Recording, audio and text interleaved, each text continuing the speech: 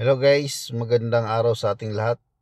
Ngayon po ay nandito ako ngayon sa paggawa ng motor.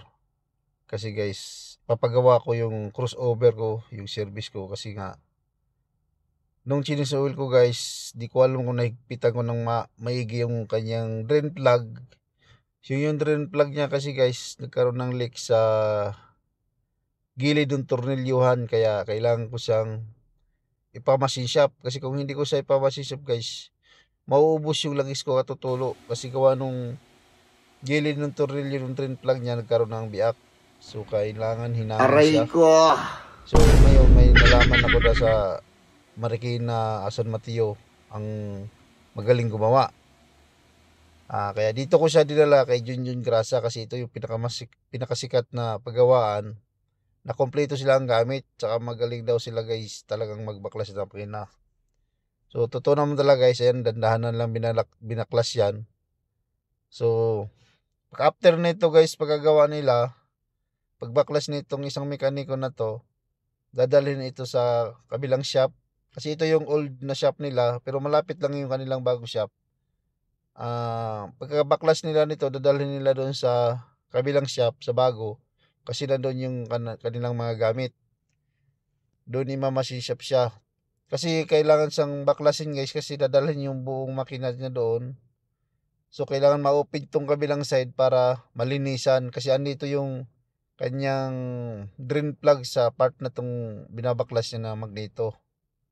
So kailangan mabaklas yan para pag na hinang siya, malinisan siya. So yan guys, pagkatapos na baklasin, dadalhin na yan doon sa kabilang shop. Tapos pag natapos na yan, ibabalik nila dyan at ikakabit naman yan sa ibang mekaniko na ang titiran yan. Kasi itong isa dadalhin doon sa kabila. So, depende lang yan guys sa mekaniko kung nandyan lagi. Pero ito kasi guys, kinukuha ng may-ari sa kabilang shop. Ito laging alalay ni Junjun Grasa. Kaya, pagbalik nitong aking makina, ibang mekaniko na ang mag-i-install nan, magbubuo. So, yan guys, panoorin nyo guys.